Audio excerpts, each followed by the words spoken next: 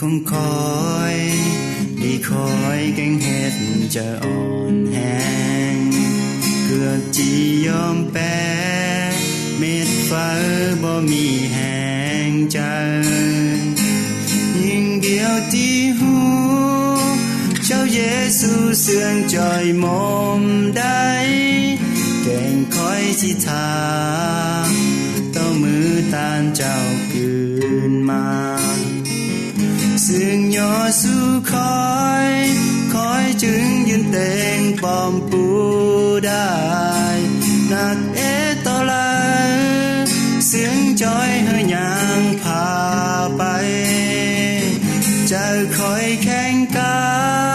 เจอตานเจ้าเสียงโปกไว้เสียงยอสู้คอยให้สูงเสียที่เคยเป็นมีตานเจ้าชั่วเลยก็เบามีความสั่งเสื่องและอวยหายแปรเสียงดินเป่าลา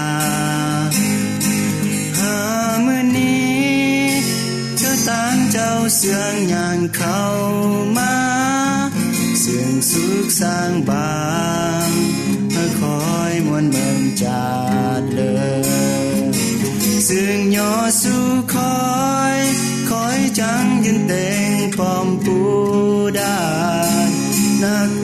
ตอลาเสียงจอยเฮยางพาไป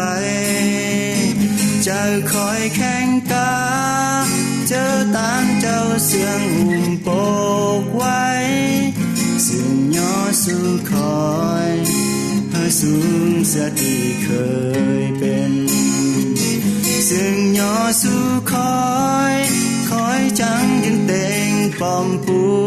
ได้นักตอลาเสียงจอยเฮยางพาไปเจ้าคอยแข่งกาเจอตานเจ้าเสียงโปกไว้เสียงยอสู้คอย